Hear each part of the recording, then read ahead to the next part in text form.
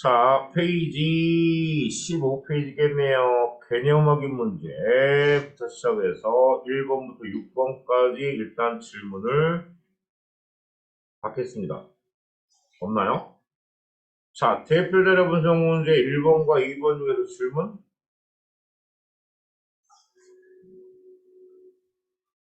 없습니까? 그 다음에 내신 만점 문제 1, 2, 3, 4, 5, 6에서 질문? 3번이요? 자, 3번 문제 질문이 들어왔습니다. 문제 안 푼 학생은 잽싸게 뭐해라 생각을 하세요. 자, 표본은 산소가 없을 때, 야, 이렇게 나왔더니, 여러분, 표본은 산소가 있을 때하고 산소가 없을 때 뭐예요? 달라요. 표본이라고 하는 여러분들, 보면, 산소가 있으면 무슨 소? 산소고 합니다. 근데 산소가 없을 때 뭐 한다? 또 거기에 적용해서 무산소고. 그래서 산소가 없을 때 포도당은 에탄올과 이산화탄소를 분해하여 에너지를 얻는답니다. 분해하여. 그러면 얘를 우리가 뭐라고 한다? 산소가 없을 때 나타나는 놈을 무산소 호흡이라고 얘기하고요. 또 다른 표현으로 뭐라고 한다? 발효란 표현을 쓴다. 그래서 얘가 뭐라고 한다? 얘를 알코올 발효라고 표현해. 그럼 성원에서 배웠던 거 기억하시나요? 에탄올, 물, 곡물이나 과일을 발효시켜서 넣는다. 연관이 되는 거예요. 그래서 나타난다. 그럼 얘는 뭐에 대한 얘기야? 중요한 포인트 이래요. 보내. 목에 물질 대사 아니야? 그것도 이화작용입니다. 그죠? 이화작용. 자, 짠 음식을 많이 먹으면 물을 많이 마시는데 이건 뭐에 대한 얘기예요? 항상성입니다. 3초인데요. 체내 3초와 그 다음에 체내보다 혈압유지. 혈압유지. 그 다음에 변은 이산화탄소와 원래부터 포도당을 합성한다. 이건 뭐야? 물질 대사에 대한 얘기인데 무슨 작용입니까? 동화적용이겠죠. 동화. 자, 식물의 연색에 햇빛을 비추는 쪽으로 적고 자라는데 이건 뭐다? 자극에 대한 반응이겠죠. 무슨 성? 양성, 불광성. 양성, 불광성. 그 다음에 수생식물인 보레옥잡은 통비 조직이 있어. 잎이 물 위에 뜬답니다. 이게 뭐예요? 얘는 적응입니다. 적응. 환경에 대한 적응. 수생식물이니까 물속에 살려면 뭐한다? 잎이 물 위에 떠야지 뭐예요? 광합성을 할 수 있으니까. 줄기에 뭐가 된다? 통기 조직을 해서 공기를 담는 조직이에요. 그래서 마치 풍선같이 그래서 물 위에 뜰 수 있게 만들어 놓는 거. 그 다음에 얘는 뭐다? 얘는 진화입니다. 그러니까 얘는 이화작용인데 얘는 선생님 동화작용인데 그 눈씻고 봐도 뭐밖에 없다? 물질 대사 해당자가 2번밖에 없으니까 2번으로 여러분 답을 체크를 하셔야 되겠죠. 보기보다 헷갈립니다. 여러분들 특히나 특이한 게 나오면 이게 뭐지? 라는 생각이 들 때가 있으니까 얘는 문제를 많이 다루는 수밖에 없어요. 또 자, 6번에 찍으시오. 자, 위에서 나와 있네요. 나의 실험입니다. 방사를 포함한 영양소를 검출하기 위한 게 아니라고요. 지금 나 실험에 대한 얘기를 자세하게 설명을 드리면 자, 식사로 풀된 영양소를 넣어줬을 때 이 안에 뭐다? 걔를 흡수를 해서 세포 내 세포 호흡을 하는 걸 보는 거야. 세포 호흡을 한다는 얘기는 식사에 탄소가 들어있는 포도당을 체내에서 뭐한다? 산소랑 반응을 시켜서 식사에 이산화탄소가 방출이 되는지를 뭐야? 보기 위한 거야. 그래서 영양소를 처음에는 공급을 하고요. 나중에 뭐한다? 이 영양소가 날아가진 않을 거야. 그러니까 여기서 방사능 개체기는 물을 기체를 수정하기 위한 방법이다. 그래서 식사에 이산화탄소를 확인하는 것이지 식사에 탄소가 들어있는 유기물을 확인하는 작업은 아니다. 오케이? 자, 그 다음에 넘어갑니다. 7번부터 11번까지 12번까지 질문 8번에 8번? 그냥 8번? 오케이. 자, 8번입니다. 표는 생물의 특성을 나타낸 것이다. 가와 나는 생축과에 대한 자극에 대한 반응을 수없이 나타냈다. 이게 뭐게? 가가 자극에 대한 반응이 있죠. 미모사는 잎에 물체가 다음에 잎을 뭐 한다고? 젓는데. 뭐라 했습니까? 음성 불촉속이다.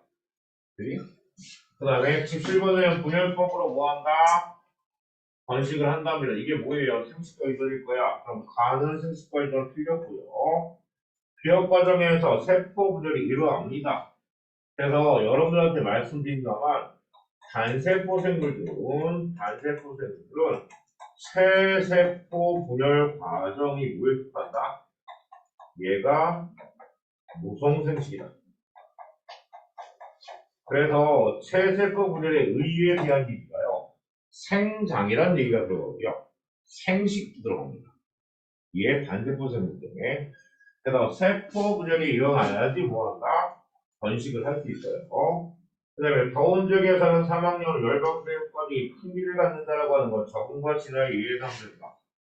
뭔 지랄하고 갑자기 기무시 꼭 하고 나왔지? 여러 가지 효과들이 큰 비, 적응과 진화 맞습니다. 위에다가 생식과 이전 자극에 대한 반응 써놓고 디귿의 보기를 넣어놓는 거 뭐야? 생뚱맞게. 얘 때문에 당했어?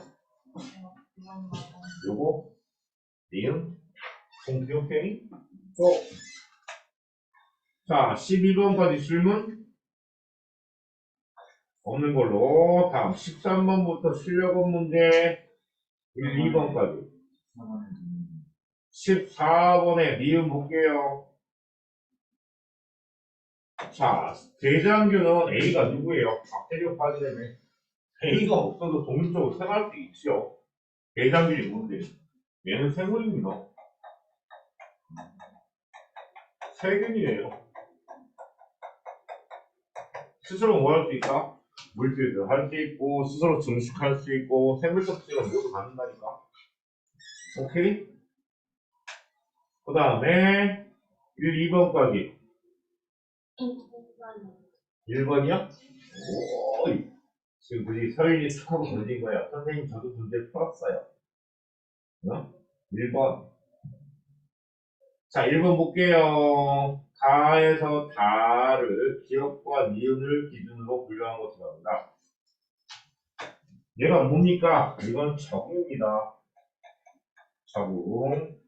형태를 변화시키는 거.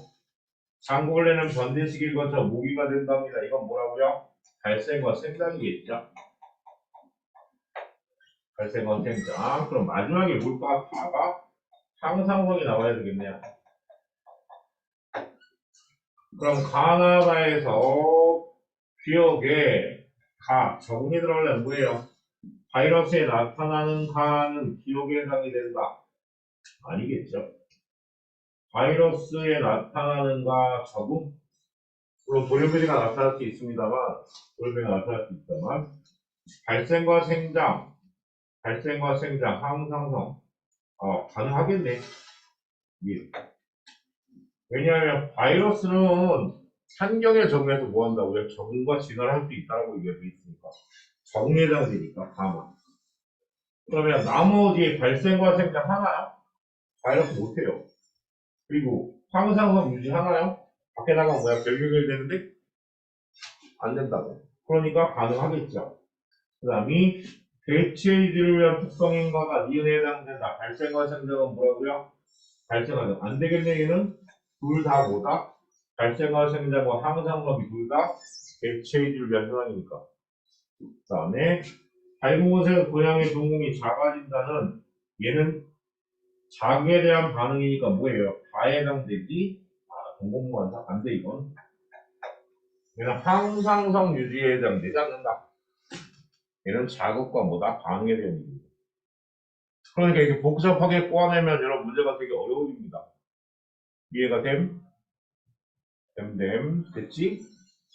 자, 그러면 2번까지 해결됐나요? 헤이. 아직도 안 오는 놈들은 뭘까요? 남의 생일에 뭐 했다? 혼자서 그지 좋아하고 쓸데없는 짓을 하고 있는 거지. 응? 자, 그렇다면 오늘 진도를 나가겠습니다. 여러분들 생물은 따로, 생물지학은 따로 뭐 한다? 과제를 내딛지 않을 거예요. 요 책 한 권으로 일단 정리하는 걸로. 왜? 물리화학이 죽을 것 같거든. 응? 자, 두 번째입니다. 생명과학의 특성과 탐구 방법에 대한 얘기가 나옵니다. 우리가 그 생명과학의 특성에 대한 얘기는 실제적으로는 그냥 읽어보는 수준으로 끝날 수 있어요. 왜? 화학의 유용성에 대한 얘기가 뭐였다고요? 야, 화학이라는 게 얼마나 좋은 학문이게? 인류한테 얼마나 좋은 영향을 미쳤게? 요 얘기를 했단 말이야. 얘도 마찬가지야. 생명과학이라는 게 얼마나 넓은 범위에서 영향을 미치고 있고, 인류에 얼마나 영향을 미쳤게, 그리고 앞으로 미칠 수 있게 이 얘기를 하고 있어요. 근데 여기서 포인트는 뭐다? 여기다 얘를 탐구 방법. 탐구 방법에 두 가지가 나오는데 뭐라고요? 귀납적 탐구 방법과 연역적 탐구 방법에 대한 얘기가 나오는데 그 중에서 뭐가? 연역적 탐구 방법이 훨씬 더 중요하게 나타납니다. 그리고 여기 얘를 검증하기 위한 실험에서 뭐가 나타납니까? 그냥 변인, 그리고 변인 통제에 대한 얘기. 요 부분이에요, 요 부분. 중요한 포인트가. 자, 그래서 생명과학이라고 하는 건 뭘 얘기합니까? 라고 한다면, 얘기했죠? 생명과학의 특성 정도는 알고 가자. 자, 생물의 특성과 생명사가 타고 생명의 본질을 밝힌다. 아싸. 질병치료나, 환경문제결을 인류의 오해에 생존과 복지에 응용하는 종합적인 학문이다. 벌써 봐. 그지? 대단해 보이잖아. 어? 뭔가, 그지? 시험 잘 안 나와. 어? 뭘 그래도 시험 문제 내겠냐, 이거? 그래. 생명과학의 연구 대상은요, 생물의 구성물질이 아주 작은 세포에서부터 어디까지? 생태계 이르까지 생명과 관련된 모든 단계가 생명과학의 연구 대상이다. 그죠? 분자, 세포, 조직, 기관, 개체, 그리고 뭐야? 생태계, 분집, 배치구. 제가 그래서 뭐라 그랬죠? 앞에 1, 2단어는 생물 전체다. 생물 전체다. 폭발적인 얘기를 하고 있어요. 그 다음이 세 번째, 생명과학의 분야입니다. 생물에 관심 있는 학생들은 아마도 자신의 진로를 결정하는 데 있어서 도움이 되겠죠. 세포학이다, 생리학이다, 유전학이다, 분류학이다, 생태학이다, 기타에 대한 얘기입니다. 세포, 말 그대로 뭐예요? 세포의 구조, 세포들은 생명상을 연구하는 거. 생리학은 생물의 기능이 나타나는 과정이나 원인을 분석하는 겁니다. 그 다음에 유전학은 뭐예요? 유전 현상과 형질에 발현되는 원리를 설명하는 거. 분류가 뭐 하는 겁니까? 생물에 분류하는 거예요. 그러니까 요즘은 여러분 오군 삼형이든가 삼형오군이든가 동물계, 식물계 아십니까? 세균계, 원생생물계 갖고 요건 생태 나옵니다. 생태. 그다음에 생태학이라고 하는 건 뭐라고요? 생물 상호 간의 관계 및 생물과 환경의 관계를 연구하는 건 뭐라고? 생태학이라고 합니다. 그거 이외에 발생학이라든가 분자생물학도 뭐한다? 다양한 분야가 있다. 어디 현서야? 저기 와서 굴고 있는데 네 번째 생명과학의 통합적 성입니다. 뭐라고 얘기합니까? 다른 과학 분야와의 통합이다. 제가 설명드립니다. 선생님, 제가 생명 쪽을 공부하고 싶은데요. 나중에 뭐에 걸린다? 화학하고 있어요. 왜? 결국엔 가면 뭐다? 생명체에 대해 이거는 화학과는 얘기하는 설명하거나 생명체의 구조를 설명하는 화학을 알아야 됩니다. 의대 가면 여러분들 그 근육이나 뼈에 그다 외우는 거 아십니까? 하루에 여러분들 여러분 책이 가지고 있는 완자의 반 정도를 암기를 해야 됩니다. 매주. 이거 말 안 해. 자, 그래서 뭐라고 얘기한다? 화학하고 물리학의 원리가 이루를 가지고 생화학, 전자생과학, 생물물리학 통합적 학문을 지금 발달하고 있다. 그 다음이 다양한 분야의 통합입니다. 결국 무슨 얘기예요? 컴퓨터 과학, 정보기술, 통계학, 지리학, 법학과 같은 다른 영역의 그게 법학과 이거는 CSI. 알아야 그래서 생명과학이나 생물정보학, 생물통계학, 생물지리학, 법의학 등과 같은 여러 분야의 통합적인 한 분야가 발달되고 있다. 얘기했지. 생명과학이 얼마나 달랐는지를 지금 뭐야? 딱 한 명에서 보여주고 있잖아. 별로 중요하지 않습니다. 한번 읽어보고 넘어가세요. 시험 문제 거의 안 나오니까. 자, 여기가 중요하죠. 생명과학의 탐구원고입니다. 탐구원고에 두 가지 종목이 있어요. 첫 번째, 기납식 탐구원. 자, 기납식 탐구원 어떻게 하는 건데요? 라고 한다면, 자, 제일 처음에 뭐예요? 자연현상을 관찰합니다. 그것도 우연하게 관찰하든 아니면 주입기 관찰하든. 그래놓고 뭐예요? 뭔가 의심이 드는 거야. 문제인식을 하는 거야. 그러면서 거기에 따라서 뭐 하는 거예요? 관찰 주제를 선정하는 거죠. 그래놓고 관찰 방법과 절차를 고민해야 합니다. 그죠? 왜 현서가 지금 졸고 있을까? 라고 하는 의문점이 들어서, 그지? 거기에 들어 뭐 있다? 어떻게 하면 관찰할 수 있을까? 응? 저 새끼 방에다가 CCTV를 달을까? 밤새 뭐 하고 있는지? 뭐 이런 식의 뭐야? 절차를 고민하는 거야. 그래서 관찰 방법과 절차를 고안하고 관찰을 쇠하고 난 다음에 관찰을 그냥 뭐 하는 거예요? 해석을 하는 거예요. 그래 놓고 결론 도출을 뭐 하는 거야? 해버리는 거예요. 뭔지 아시겠습니까? 그러니까 가장 대표적인 예가 뭐예요? 정리석이에요. 여러분 기억하시죠? 다윈이 뭐예요? 갈라파고스 군도 가서 뭐 했어요? 얘네들이 새가 똑같을 것 같은데, 뭐? 똑같은 것 같은데 다르네? 왜 다를까? 라고 뭐 한 거야? 그래놓고 그 각각의 섬에 있는 식물, 먹이의 종류와 그리고 새의 종류를 뭐예요?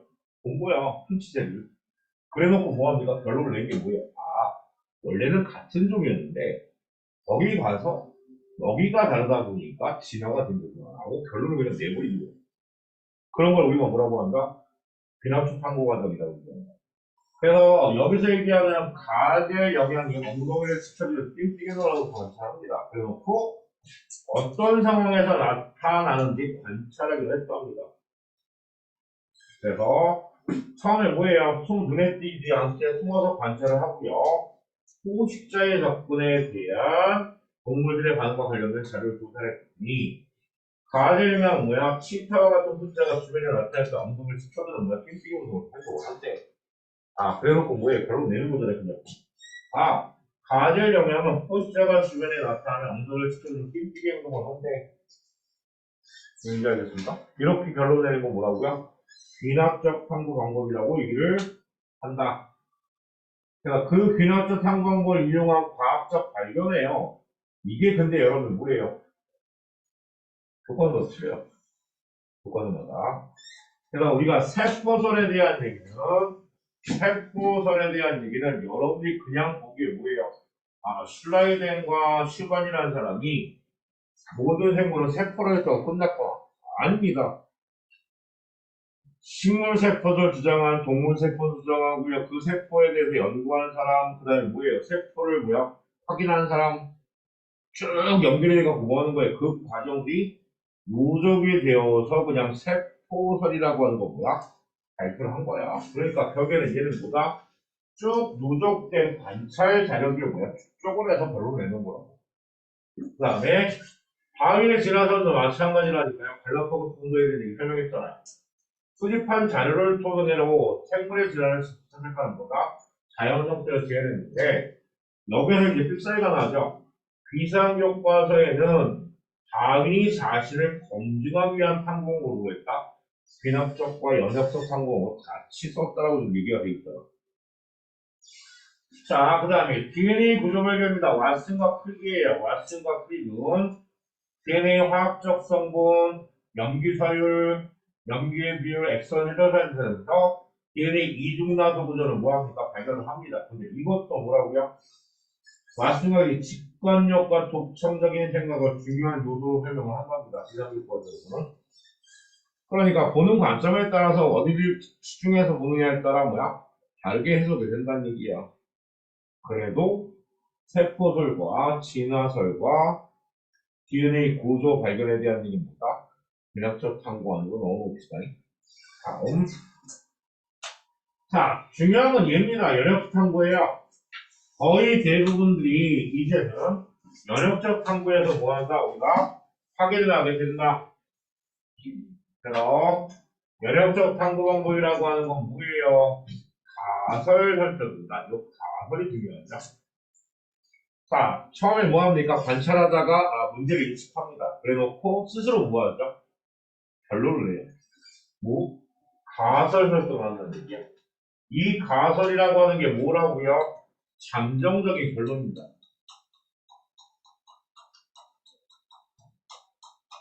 잠정적인 결론을 우리가 가설이라고 하고 그 가설을 먼저 설정합니다. 그러면 그 가설이 옳다는 걸 뭐하기 위해서?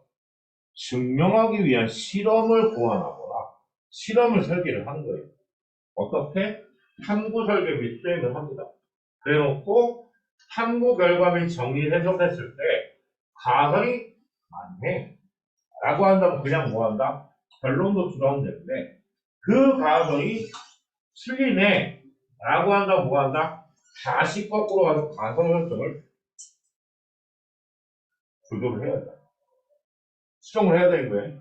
그러면 다시 가설 설정을 수정한다면 탐구 설계 및 수행과 탐구 결과 정리 해석이 다시 이루어져야 돼요. 그래서 계속적으로 뭐 한다? 반복해서. 그래서 가설이라고 하는 것에 대한 얘기가 가장 중요하다. 가설 설정. 요게 누구와의 가장 큰 차이점이다? 비낙적 탐구 방법과의 가장 큰 차이점이다. 가설 설정이다. 잠정적인 결론을 내놓고 뭐 한다? 탐구이 설계를 한다. 자, 그래서 첫 번째 관찰력 문제에서 자연상에서 왜 그럴까라는 의문을 제기를 합니다. 그죠? 이상하다. 고등학교 2학년씩이나 됐는데 일요일 아침 10시 수업이 버거운가? 여기 앉아있을 놈이 지금 몇 명이야? 12놈이 되는데 지금 민창 세놈은 지금 컵백에도 안 보이는데? 라는 보다 왜 그럴까라는 의문을 갖는다고. 오케이? 그래놓고 가설을 결정하죠. 뭐라고 하냐? 의문에 대한 잠정적인 답인 가설을 먼저 설정다. 그런데 대신 이건 뭐 해야 된다? 가설은 예측할 수 있고요. 검증할 수 있어야 한다는 얘기예요. 실험을 통해서. 가설이 그냥 황당한 게 안 되는 거지, 그지? 아, 인천어학이 귀신이 있어갖고 얘네들 공부 못하게 나온다. 뭐 이따위 거를 가설로 두면 어떻게 돼? 안 된다는 얘기예요. 그래서 예측할 수 있고 검증할 수 있고요. 가설은 옳을 수도 있고 옳지 않을 수도 있어요. 꼭 가설이 정답은 아닙니다. 아, 이놈들이 첫 번째 뭐야? 게으르고 공부하기 싫고, 그지? 아직 자기가 보이라는 걸 모르는구나. 이런 식의 뭐한다? 가설을 설정해 보는 거지. 그죠? 자, 그래 놓고 이제 세 번째 탐구 설명의 수행을 하는 여기가 제일 중요하다고 봅니다. 오늘 수업의 가장 중요한 포인트는 이게요. 탐구 설계 및 수행을 하는데, 첫 번째, 자, 뭐가 있어야 합니까? 가설 검증의 탐구를 하게 뛰어가는데, 대조 실험이라는 게 나와요. 대조 실험. 자, 실험군하고 대조군인데요. 대조군은 마치 드라마의 뭐다? 조연입니다. 누구를? 주연을 부각시킬 수 있다. 자, 실험의 결과를 뭐야? 타당성을 주기 위해서 조작하지 않은 별인 겁니다. 그래서 실험 조건을 변화시키지 않은 집단을 자연 상태의 집단에 그냥 넣어줘야지 뭐합니다. 그렇게 해석할 수 있다는 얘기죠. 그래서 BTB 용액이 여러분들 설명해서 뭐예요? 노란색을 띈대. 와, 그럼 중성의 색깔이 뭐야? 초록색을 보여줘야지 색깔 변화가 나타날 거 아니야. 그지? 그래서 실험 조건을 인위적으로 변화시킨 집단을 우리가 뭐라고 한다? 실험군이라고 한다. 그러니까 실험군의 결과의 타당성을 뭐하기 위해서 그리고 그거를 확연하게 보여주기 위해서 만들어 놓은 걸 뭐라고 한다? 대조군이라고 얘기한다. 대조군. 자, 그런 다음에 변입니다. 우리가 실험에 관계되는 모든 요인을 우리가 뭐라고 한다? 변인이라고 하고요. 그 변인을 독립변이가 무슨 변이? 종족변이 두 개를 기합니다. 자, 예를 들어 볼까요? 광합성에 영향을 주는 요인을 몇 가지나 볼 수 있을까요? 첫 번째, 빛의 세기. 두 번째, 빛의 파장. 세 번째, 온도. 네 번째, CO2의 농도. 뭐 이런 것들을 들 수 있다는 거예요. 그럼 이 각각이 뭐가 되는 거야? 변입니다. 모든 실험에 관계되는 모든 요인을 우리가 뭐라고 한다? 변이라고 한다. 그 중에 독립변이라고 하는 건 뭐예요? 실험 결과에 영향을 줄 수 있는 요인이에요. 그래서 우리가 빛의 세기와 광합성의 관계를 알아보자. 그러기 위해서 나머지 요인들 뭐해야 됩니까? 변화시키면 안 돼요. 그러니까 그거를 우리가 통제변이라고 하죠. 실험에서 일정하게 유지하는 변이를 뭐라고 한다? 통계변이라고 한다.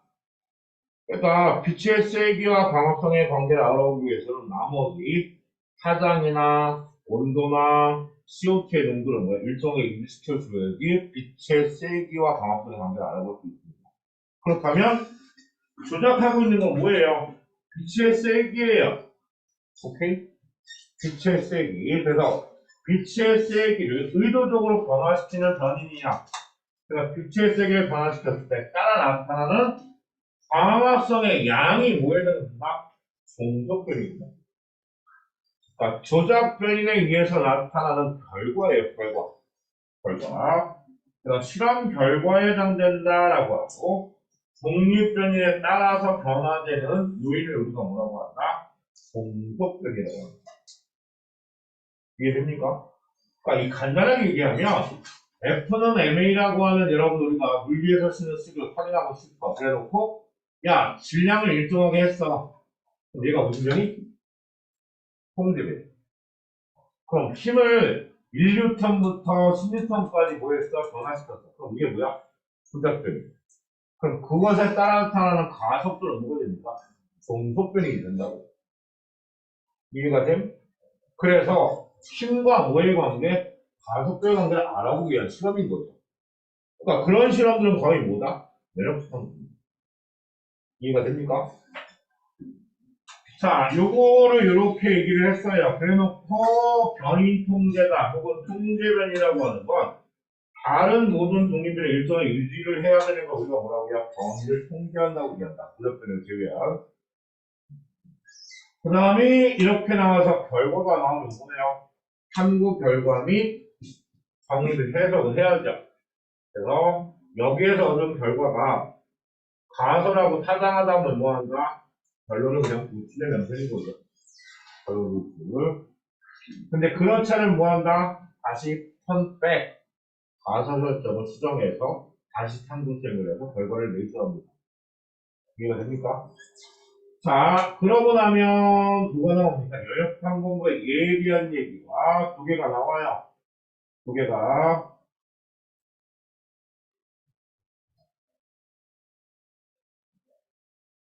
자, 첫 번째 플레밍의 페니실린 발견입니다.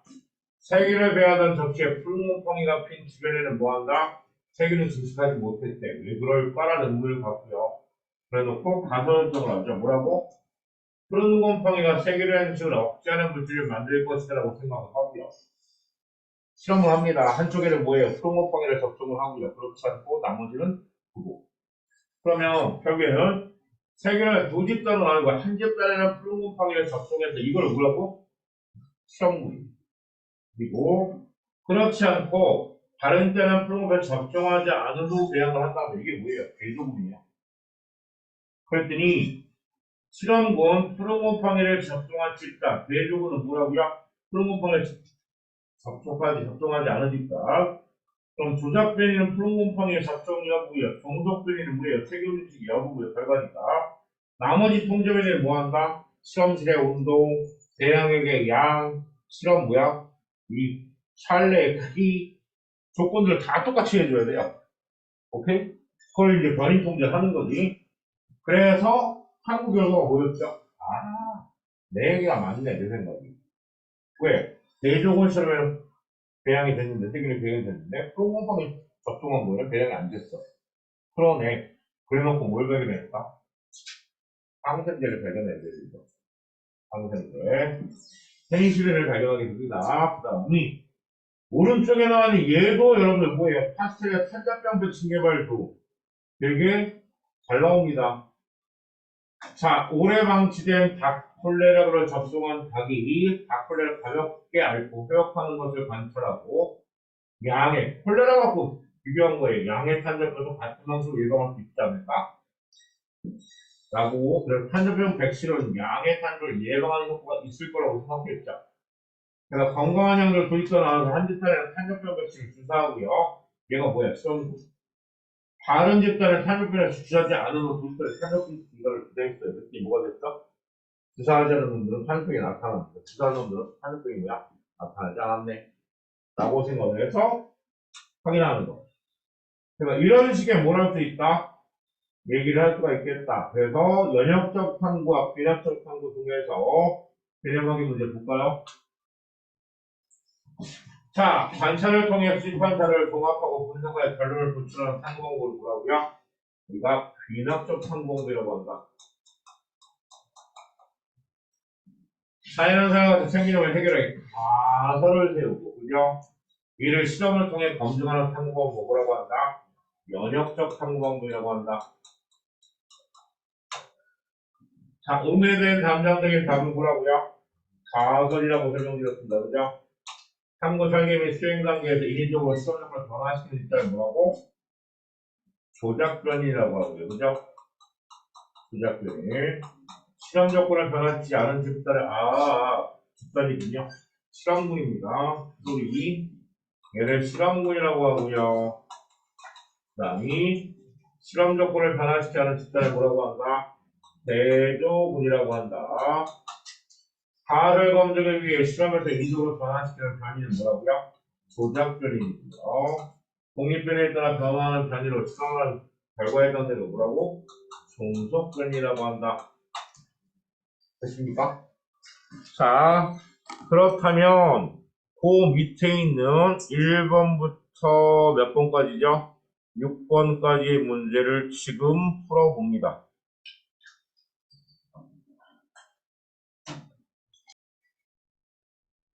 워크하겠습니다.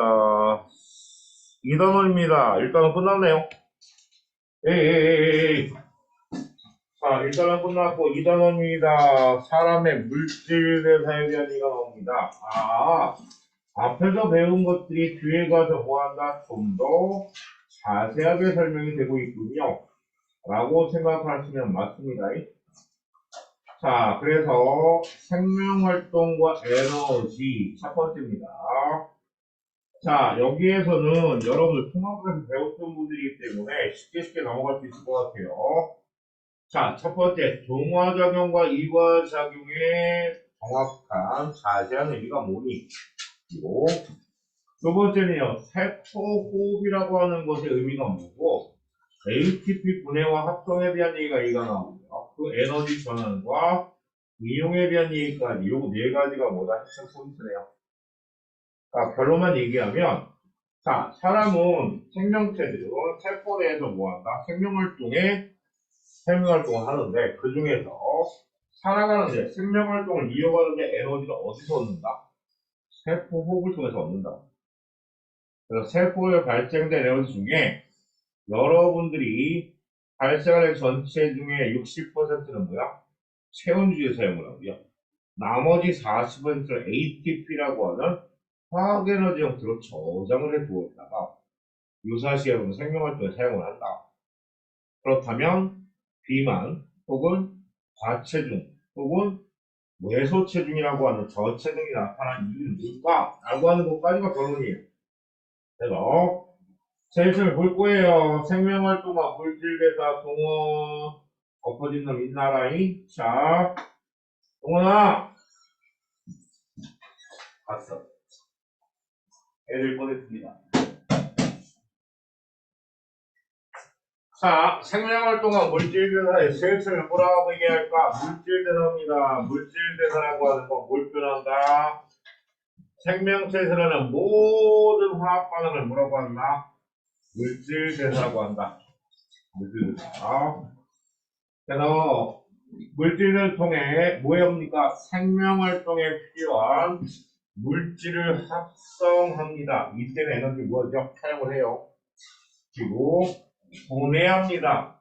그때 뭐예요? 에너지를 얻는 거죠. 에너지. 그래서 물질 대사가 끝났다. 세포를 하지 않는다. 사람은 뭐라고 한다? 그 생명체는 죽었다라고 얘기하는 거지.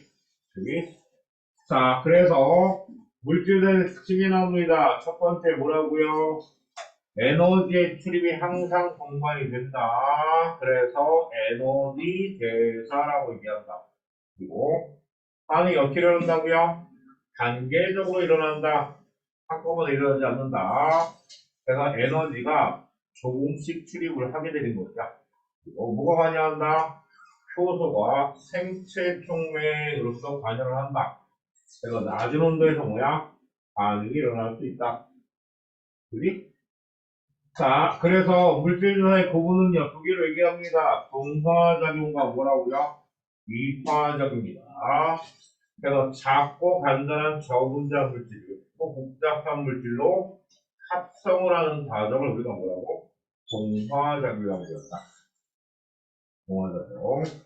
그래서 동화작용은요, 요거죠. 작고 간단한 물질 아미노산을 뭘 통해서?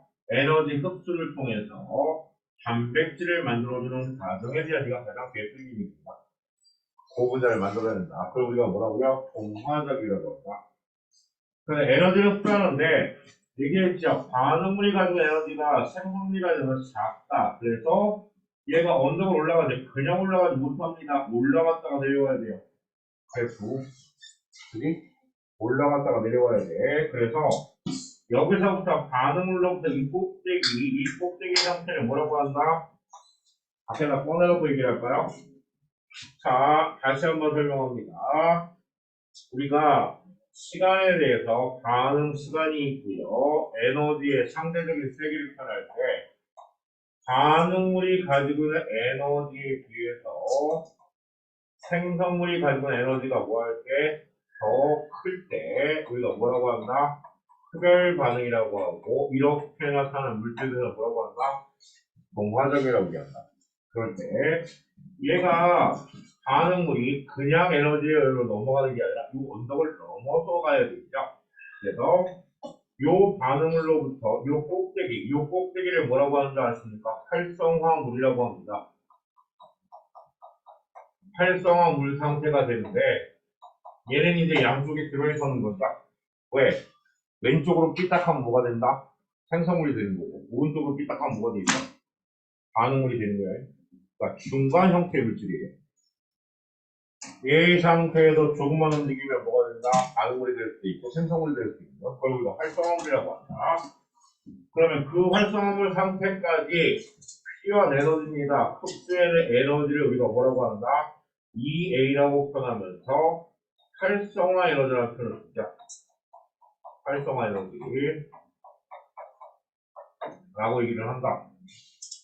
그래서 그 에너지의 차이에 대해서 나타내주는 것을 우리가 보셔야 한다는 얘기예요. 다음 반응물과 생성물의 이 에너지 차이를 뭐라고 합니까? 얘를 Q라고 해서 반응열이다 혹은 반응 에너지라고 표현합니다. 반응열. 그러니까 실제로 필요한 건 저만큼인데 뭐예요? 활성화 에너지. 활성화 에너지의 정의가 뭐게? 활성화 에너지의 정의는요. 반응을 일으키는 최소한 에너지입니다. 반응을 일으키기 위한 무슨 에너지? 최소한의 에너지를 뭐라고 한다? 활성화 에너지라고 한다. 그러니까 활성화 에너지를 넘어가야지 뭐가 될 수 있다? 생성물로 전환이 될 수가 있다. 오케이? 얘를 우리가 뭐라고 한다고요? 흡열 반응이고요. 혹은 다른 말로 뭐라고 한다? 동화작용이라고 한다. 그래서 이 동화적의 예는 뭐가 있습니까? 라고 한다면 대표적인 예가 누구예요? 광합성입니다. 광합성. 그래서 광합성은 6개 이산화탄소와 6개의 물분자라고 하는 간단한 저분자들이 뭐에 비에너지를 흡수하고요. 안에 뭐가 관여합니까? 포도가 관여돼서요. C6H12O6라는 포도당이나 유기물을 만들고요. 6개의 탄소 기체를 뭐야? 반응하는 얘를 우리가 뭐라고 한다? 대표적인 동화적인 예라고 얘기합니다. 다음이 우리가 보통 다른 말로 단백질 합성이라고 얘기합니다. 단백질 합성. 그 단백질 합성에 대한 얘기들을 여러분을 생각하기에 뭐라고 생각합니까? 라고 한다면 예를 들어서 머리카락의 필요. 걔도 뭐다? 단백질 합성입니다. 그리고 몸원의 항체를 형성한다거나 혹은 호르몬을 만들어준다거나 혹은 효소를 만들어준다거나 결국에는 여러분들이 출원할 수 있을 때 항체나 호르몬이나 효소의 주성분이 뭐다? 단백질로 돼 있구나 라는 걸 확인할 수 있다는 얘기지. 그 기법이 어디가? 빨리 안 와? 다음 또 뭐가 있습니까? 라고 한다면 간에서 나타나는 작용에 대한 얘기죠. 간에서 포도당을 이유로 글리코젠으로 합성을 하거나 글리코젠입니다. 글리코젠을 합성하거나 혹은 암모니아를 뭐 오르니틴을 통해서 요소로 합성을 한다거나 그죠? 그리고 또 하나가 있네요. DNA 뭐 할 때? 복제할 때 DNA 복제나 뭘 통해서 전사? 번역을 통해서 단백질 합성하는 과정들입니다. 얘네들 전부 다 뭐다? 우리가 동화작용안에 포함시킬 수 있을 거예요. 됐나요? 동화작용. 그래서 전 시간에 그런 얘기 했어요. 선생님, 반응하고 생성물 중에서 누가 더 안정한 상태입니까? 라고 얘기했을 때, 에너지가 뭐한 상태? 낮은 상태의 반응물이 또 뭐하다? 안정한 상태에 유지이 된다. 근데 지금 여러분들 안 오고 선생님 영상으로 들게요 라고 했는데, 영상에 여러분들 계속 누적되면 겁나게 많습니다. 저야 여러분들 그냥 떠들고 있는데, 지금 영상이 시키고 있으니까. 화학만 해도 몇 시간이에요? 최소 2시간이 넘습니다. 수업 러닝타임만 따지면. 그 피해자가 여기 있잖아. 화학생물 지역을 들었는데 화학도 다 못 듣고 생물 자체 못 들었어. 와, 일주일까지 못 된다? 죽음이야, 죽음. 어? 아니요, 다지런 하든가, 정말로. 어? 신나게 놀고 와서 뭐해? 열심히 보든가. 빨리빨리. 그래서 이걸 우리가 동화작용의 에너지의 변화 단계다. 에너지의 이동, 해본 에너지의 변화 단계를 우리가 얘기할 수 있겠다. 됐습니까? 하나만 보지 마시고요. 여러 가지 여러분 생각을 하세요. 항체나 호르몬의 수족을 계속 배워야 될 거니까. 됐지? 빨간색 EA 있잖아요. 뭐? EA. 예. 이게 어디 말하는 거예요? 활성화는 말하는 거예요. 아니고요. 여기서부터 여기까지 에너지 차이를 얘기하는 거예요. 활동화 에너지가 있네. 아니야? 지금 더? 다음. 두 번째입니다. 이화작용을 어떻게 했다고요? 이화작용은 거꾸로예요. 반응물의 에너지가 더 높습니다. 무슨 얘기예요? 반응물이 불안정한 상태다. 반응물이. 그래서 생성물로 될 때, 생성물 때 에너지를 구한다? 외부로 방출을 합니다. 생성물이 될 때.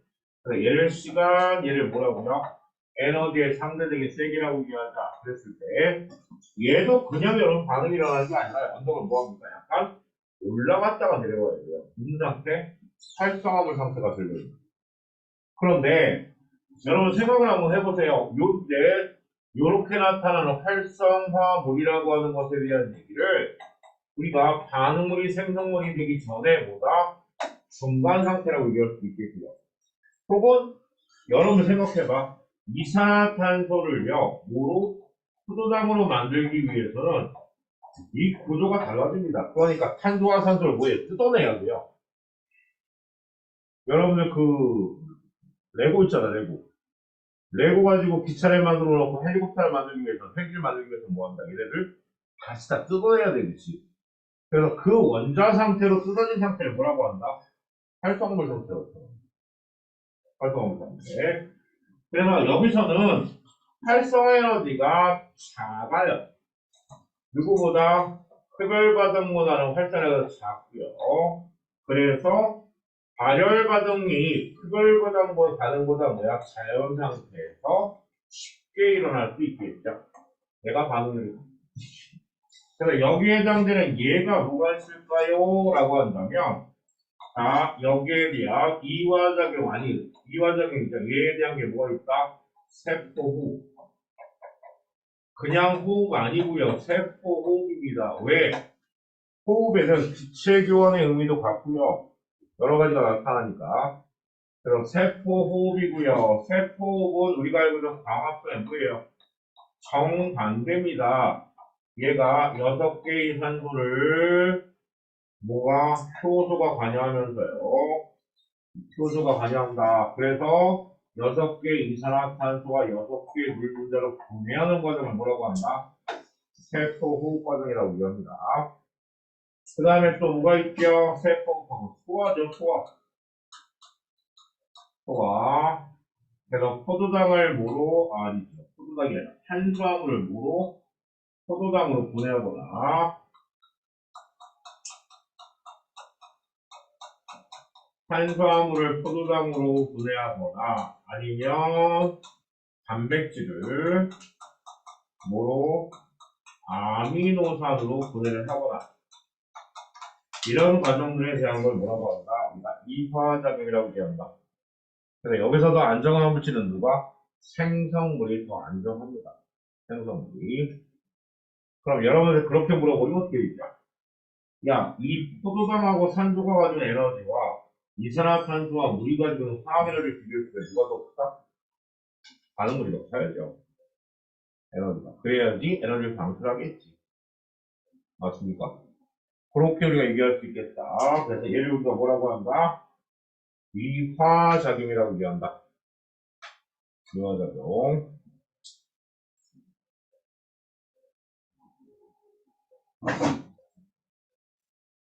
자, 이화작용이라고 얘기하고요. 여기에서 여러분한테 하나를 효소에 관한 얘기를 좀 하고 들어가야 될 것 같아요. 우리가 효소. 이거 놓고도 뭐라고 썼는지 몰라. 아, 그러니까 이번 시간 끝나고 앉아있는 놈이 얘밖에 없네? 6명은 조르르 끌고, 정리는 없는구나. 모라생기 내가 목을 다하는 친구. 행복한 친구. 저기 현재 웃고 있는 자기 생각밖에 안 하는 분. 이름 불리는 게 그지. 힘겹지? 자, 요렇게 얘기를 했어요. 자, 그리고 넘어갑니다. 요 얘기예요. 여기 안에 나와 있는 얘기. 핵산의 합성, 세포, 녹말수화, 글리코젠 분해, 이런 것들. 그런데 두 번째, 에너지 전환과 이용에 대한 얘기 들어가기 전에 우리가 효소에 대한 얘기를 좀 하고 갑시다. 자, 우리가 효소입니다. 자, 효소라고 하는 것이 있어요. 그래서 이 효소는 주성분이 뭐게요? 라고 한다면 주성분은 단백질로 되어 있습니다. 단백질로 되어 있고요. 얘 기능은 뭐예요? 유기촉매입니다. 유기촉매 혹은 생체촉매라고 하죠. 몸 안에서 발생하는 유기물로 되어 있는 촉매라고 얘기합니다. 그래서 촉매가 뭐예요? 자기 자신은 변하지 않고 다른 물질의 변화를 도우는 물질을 우리가 뭐라고? 촉매라고 얘기하고요. 촉매의 종류에는 두 가지가 있습니다. 정촉매와 무슨 촉매? 도촉매. 그죠? 그래서 촉매 종류에는 일단은 얘 촉매가 어떤 물질을 만들어내냐에 따라 유기촉매와 무기촉매로 나누고요. 그리고 기능에 따라서는 촉매를 정촉매와 뭐로? 도촉매로 나눕니다. 도촉매. 그래서 이들의 역할이 뭡니까? 라고 한다면 정촉매는 활성화 언덕을 낮추어요. 그래서 반응 속도를 뭐하게? 빠르게 할 수 있는 그걸 우리가 뭐라고 한다? 정촉매라고 얘기하고요. 거꾸로 반응이 너무 빠르게 일어나서 우리가 확인할 수 없을 때 부촉매를 넣어서 활성을 높여서요 반응 속도를 뭐하게 느리게 가져가게 만드는 걸 우리가 뭐라고 한다? 부촉매인데 정촉매가 여러분들 알고 있는 효소 효소나 무기촉매 뭐가 있을까요? 이산화망가니즈, MnO2 과산화수 분해할 때 이산화망가니를 넣으면 어떻게 된다? 겁나게 잘 분해가 됩니다. 근데 부촉매는 제가 지금까지 화학을 가르치는 화학 원투 가르쳐 보고 보는데 뭐밖에 없다? 화학을 가르치는데 인산밖에 없더라고요. 그러니까 인산 하나가 무슨 역할을 한다? 부촉매 역할을 한다라고 하는 것에 대한 입력을 해주는 게 좋겠죠. 자, 효소의 주성분과 기능에 대한 얘기는 간단하게 설명을 드렸습니다. 자, 그래서 효소의 특징입니다. 효소의 특징. 효소의 특징은 뭐라고 얘기합니까? 라고 한다면, 비질 특이성이라고 합니다.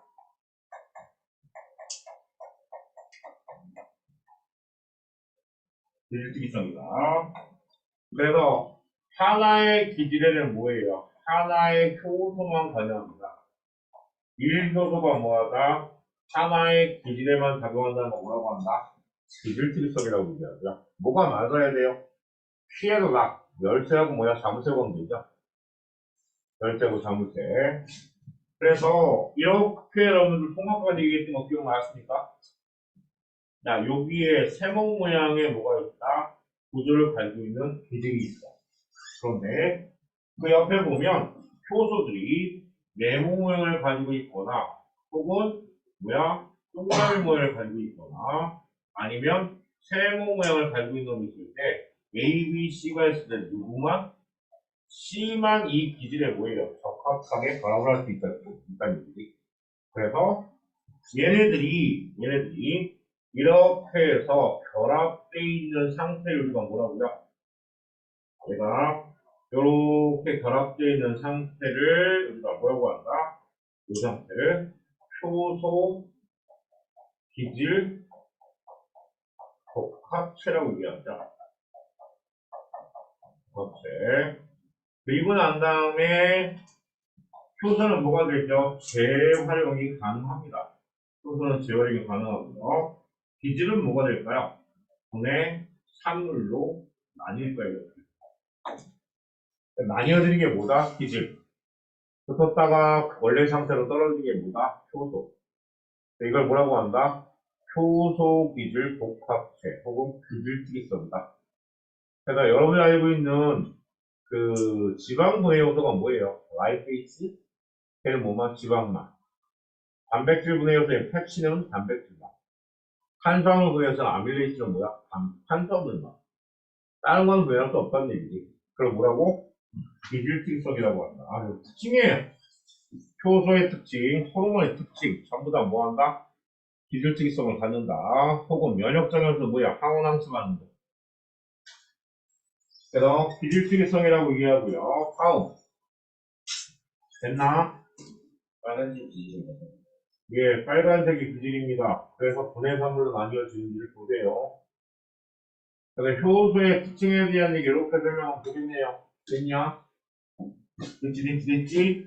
다음. 자, 두 번째입니다. 효소에서 두 번째가 뭐냐면 영양요인이에요. 효소의 작용에 영향을 주는 요인에는 뭐가 있습니까? 라고 한다면 세 가지가 존재할 거예요. 첫 번째가 뭐예요?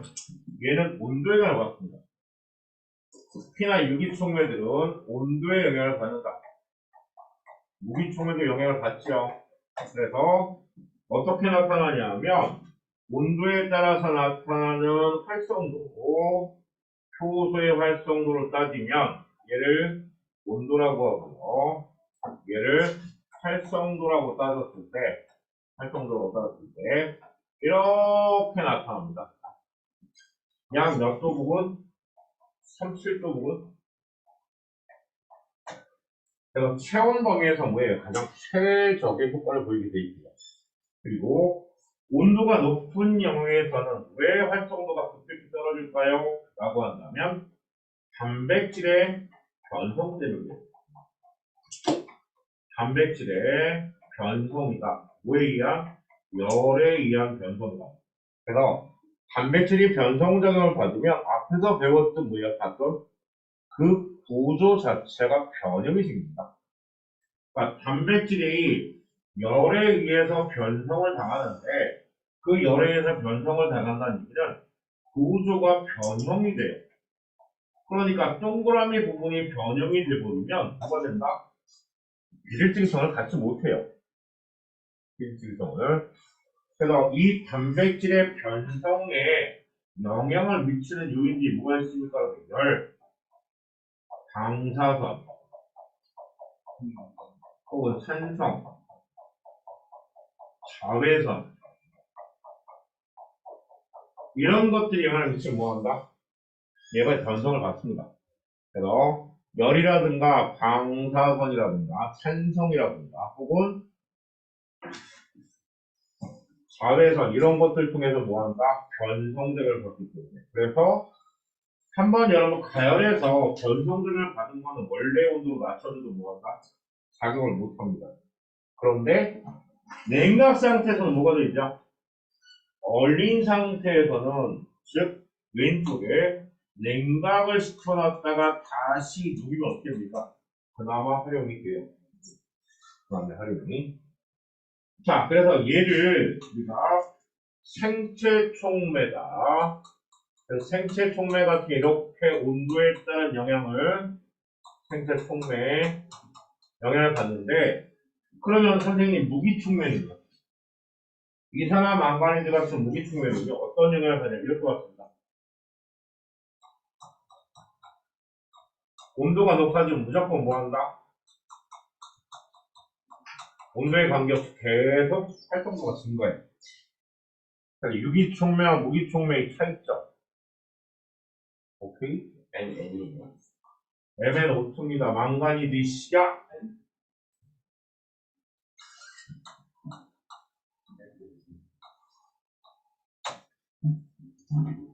이산화 망가니즈.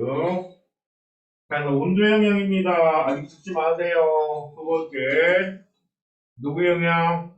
pH의 영향을 받을 수 있어요. 그래서 적정 pH가 존재할 수도 있습니다.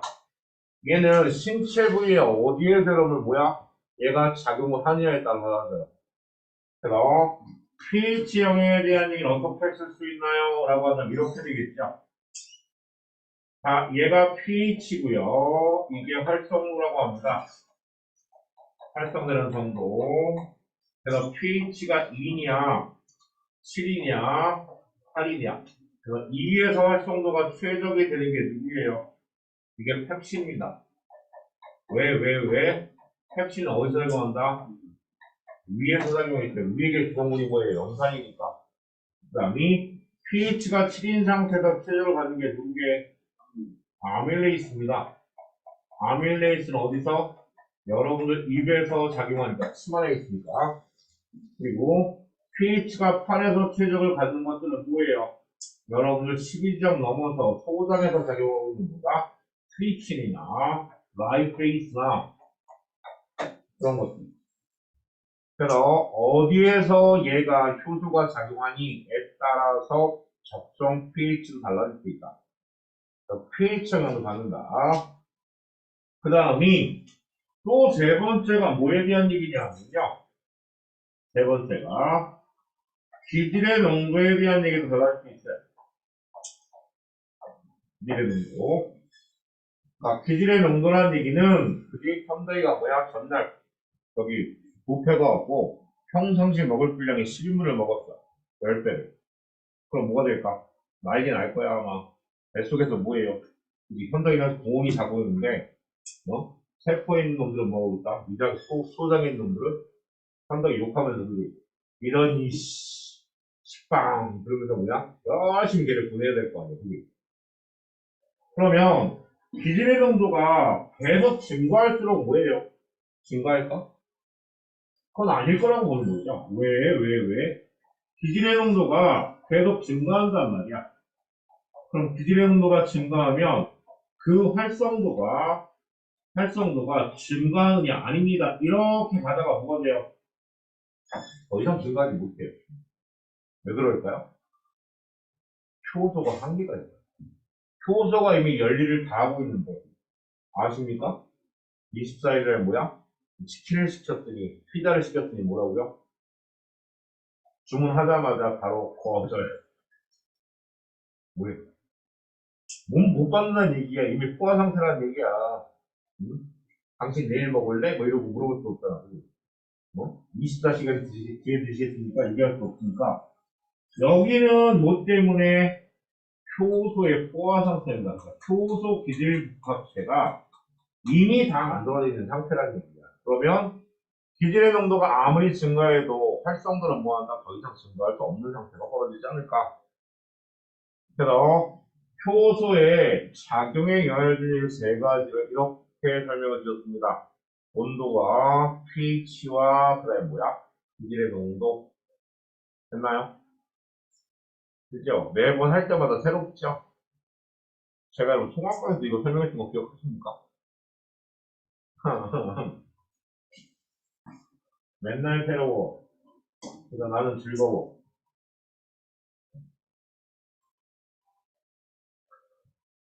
자, 그러면 나머지는 거의 대부분 이제 10분 각입니다. 10분이면 뭐 한다? 이 단원을 끝낼 수 있다는 자신감이 생기는 거니. 자, 이렇게 가봅니다. 뭐라고 가볼까요? 자, 효소에 대한 배웠어. 자, 에너지 자원과 이용해서 우리가 호흡에 대한 얘기는 단순하게 기체 교환을 의미하는 외호흡과 내호흡이 있고요. 세포 내에서라는 호흡을 뭐라고 한다? 세포호흡이라고 합니다. 그러니까 여러분 폐에서 지워지는 무슨 호흡? 외호흡. 그리고 세포 안에서 기체 교환을 내호흡이라고 하는데 여기서의 세포호흡은 세포에서 뭐 한다? 영양소를 분해한다. 이게 기질이 있죠. 탄수화물이나 지방, 단백질 세 개가 다 기질이 될 수가 있어요. 그래서 분해하여 생명활동에 필요한 에너지를 얻는 과정을 우리가 뭐라고? 세포호흡이라고 얘기합니다. 그래서 세포호흡이 일어나는 장소는 어디예요? 세포 내 소기관인 미토콘드리아에서 뭐야? 일어납니다. 세포의 장소. 그래서 미토콘드리아를 보면요, 여러분들 주름이 져 있어요. 왜? 접촉 면적을 넓히기 위해서. 그래서 우에마, 네마, 크리스마. 그건 이제 생투에서 배웁시다. 그래서 여기서는 간단하게 합니다. 세포과 에너지를 보면 포도당이 뭐랑 반응합니까? 산소랑 반응해서 이산화탄소하고 물이 형성이 되는데 그때 발생되는 에너지가 얼마라고요? 얘는 화학식으로 씁니다. C6에 H12에 O6 얘가 6개의 산소랑 반응해서 6개의 이산화탄소와 6개의 물 분자를 만들어내는데 어제 뭐에 대한 얘기 배웠어요? 드디어 이제 뭐에 대한 얘기 배웠어요? 그래서 포도당 1몰입니다. 1몰이라고 하면 대단한 수인가요? 1몰 분자력이 얼마게? 어이 동원 포도당 1몰 분자력 얼마? 180g. 그럼 몸에서 180g이 얘가 연소가 되면 얼마 에너지가 필요하냐면요. 688kcal 정도 에너지가 발생합니다. 뭐다? 포도당, 몰당, 1몰당. 오케이? 그러면 이 발생된 688kcal 에너지 중에서 몇 퍼센트는 60%는 뭐예요? 열 에너지로 방출을 하면서 뭐에 사용된다? 체온 유지에 사용이 되고요. 그리고 나머지 40%를 어디에? ATP라고 하는 화학물질을 만들면서 뭐한다? 저장을 해. ATP라는 화학물질을 만들어내면서 저장을 합니다. 그래서 그 나중에 여러분들 소화할 게 없어도 이 ATP를 활용해서 밥을 안 먹어도 뭐한다? 활동을 할 수 있는 그 에너지를 저장하는 역할을 뭐라고 한다? 세포호흡이라고 얘기한다. 엄밀히 따지면 38 ATP가 뭐한다? 생성이 됩니다. 포도당 1몰당. 포도당 1몰당. 38 ATP, 60%는 뭐로? 열에너지. 자, 그렇다면 ATP라는 게 뭡니까? 라고 한다면 여러분들 배우셨어요. DNA 구조에서. DNA는 염기 4개를 갖고 있죠. 뭐? 아데닌, 티민, 구아닌, 사이토신. 그런데 얘가 아데닌입니다. 뭐예요? 염기. 그리고 리보스라는 뭐야? 5탄당이죠. 그들이 무슨 결합? 공유결합. 그래서 아덴이라고 리보스를 합쳐서 뭐라고 한다고요? 아데노신이라고 얘기합니다. 아데노신. 거기에 인상기가 리보스의 한쪽에 뭐예요? 3개가 결합되어 있어서 우리가 뭐라고요? 트리플. 배웠지? 그래서 여러분들 모노, 디, 트리를 가르쳐 준 거야, 이 작것들아. 그러니까 3개 결합되면 뭐예요? 아데노신 트리플 인상입니다. 그걸 뭐라고요? ATP라고 얘기한다고요. ATP. 그러면 2개가 결합되면 뭐예요? 아데노신 나우린산이죠. 혹은 D인산. 2개. 그럼 하나만 결합됐으면 뭐게? AMP입니다. 모노인산이에요. 근데 이 3개의 결합 중에서 뭐가 뒤에 있는 2개의 결합은 고에너지 인산 결합이에요. 그래서 얘가 한 개가 ADP에다가 인산기 하나를 결합시켜서 ATP를 만들어낼 때 1몰당 얼마? 약 7.3kcal 정도를 저장할 수가 있어요. 1몰당. 그러니까 ATP를 만들어낸다는 얘기는 7.3kg 뭐야? 적응을 한다는 얘기예요. 오케이? P가 뭐예요? 뭐? P가 아니었어요. PI 인산기. 요게 인산기입니다. 그래서 ADP가 인산기 결합해서 ATP를 만들어내는 과정은 에너지를 뭐 하는 거다? 저장을 한다고. 에너지 저장. 그래서 요거는 좀 크게 써드릴게요. 자, 무슨 얘기니? 에너지를 우리가 저장하는 단계에 대한 얘기는요. 저장하는 단계는 AMP를 거기에 인산기를 결합시켜서 ADP를 만들어내는 과정 부를게요. ADP에다가 인산기 하나를 결합시켜서 ATP를 만들어내는 과정은 에너지를 뭐하는 거다? 체내에 저장하는 과정입니다. 근데 반대로 우리가 축구를 해야 돼. 혹은 저놈이 뭐야? 도망가. 쫓아가야 돼. 달리기를 해야 돼. 공부한다고 그지? 공부하는데 꼭 그 사전자가 필요한 놈들이 있어. 나같이. 뭐 있어야 돼? 큰 상이 있어야 돼. 그럼 상을 펴. 그리고 책을 쫙 갖다 놔. 그리고 연장 갖다 놓고, 그리고 물이 있어야 돼. 그리고 물, 음료수를 갖다 놓고, 이제 볼펜을 뭐 한다? 딱 세팅해 놓고 시작을 하잖아. 그지? 되게 오래 걸려. 오래 걸리는 스타일이야. 공부하려고 앉으면. 그러면 한 번 딱 앉으면 뭐 한다? 11시간? 죽치고 합니다. 물론 중간에 뭐 책 번지고 지랄을 하지. 주로 공부하는 스타일이 시끄럽게 공부하는 스타일이어서 독서를 잘 못 가냐. 막 뭐야? 혼자 둥글둥글둥글 공부한단 말이야. 떠들면서. 그러다 막 책 던져놓고 공부 안 될 때는 그러다 물 마시고 별소리를 다 하지. 혼자서. 그러니까 저장을 한다면 좀 에너지를 발생할 때 우리가 필요할 때 에너지를 체내에서 발생해 줄 때는 어떻게 합니까? 라고 한다면 거꾸로예요. ATP를 ADP로 분해하면서 인산기를 떼어냅니다. 그럼 뭐가 발생한다? 약 7.3kcal의 에너지가 발생을 한다고. 노당 1몰당. 얘를 어디에 사용하는 거예요? 여러분의 생명활동에 사용을 한다고요. 물질을 합성할 때 사용하고요. 여러분 근육운동에 사용하고요. 그 다음에 뭐 할 때? 체온 유지에 사용하고요. 그지? 야, 한겨울에 여러분 밖에 나가서 그지? 친구 기다린다고 30분 기다려봐. 처음에 뭐야? 승질나지? 근데 나중에 뭐가 됩니까? 떨려요. 추워서. 그럼 뭐 합니까? 온몸 막 떨고 앉아있단 말이에요. 뭐 하는 건데? ATP를 이용해서 여러분의 체온을 올리는 과정입니다. 그래서 에너지를 발생하는 것과 에너지 저장하는 게 결국에 ATP가 무슨 에너지냐? 화학 에너지입니다. 그러니까 세포호흡이라고 하는 건 포도당이 가지는 화학 에너지 일부를 열 에너지와 일부의 화학 에너지로 바꿔주는 작용을 뭐라고? 세포호흡이라고 얘기한다고. 어디에서 이루어진다고요? 미토콘드리아. 근데 거기에 뭐가 관여하는 줄 아십니까? 전자가 관여합니다. 전자가 관여합니다. 그래서 에너지 발생과 에너지 저장에 대한 이렇게 정리하시면 되겠고요. 그치?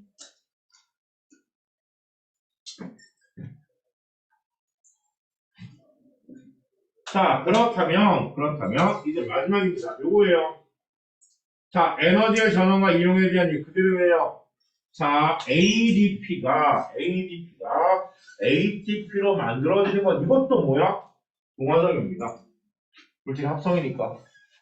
그럼 반대로 ATP가 ADP가 되고 에너지가 발생할 텐데 그때 생명활동을 사용한다고요. 근육운동, 체온유지, 정신활동, 생장. 근데 가끔씩 뭐예요? 다른 식의 에너지로 낼 때도 있어요. 누구예요? 자, 요 놈이 전기 에너지로 뭐예요? 발생을 할 때도 있습니다. 뭐? 전기뱀장어. 그러니까 전기뱀장어는 자신의 목숨을 잃도록 할 때 뭐예요? 몸 안에 있는 ATP를 순간적으로 전기를 발생시켜갖고 외부를 감소를 시키는 거지. 그리고 또 하나가 있어요. 비에너지. 미국의 반딧불이. 그러니까 반딧불이는 자신이 가지고 있는 ATP를 무슨 에너지로? 비에너지 전환시켜서 발광을 시킵니다. 이를 뭐라고요? 냉광이라고 그러죠. 연속 아닙니다. 기억하세요. 됐나요? 자, 여기에 대한 얘기가 이렇게 얘기가 나왔고요. 넘어갑니다. 자, 넘어가면요. 뭐가 나올까요? 효모의 이산화탄소 방출량 비교험이 나오는데 자, 요까지만 설명합시다. 아까 얘기한 뭐예요? 효모가 뭐 한다고요? 발효입니다, 발효. 그래서 지금 효모 넣고요. 여기에다 증류수하고 음료수 넣는데 음료수에 뭐가 있을까요? 포도당이 있어요, 포도당. 음료수에.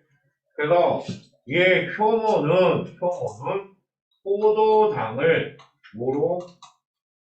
포도당. 거봐! 마음 급하니까 도자 안 쓰잖아.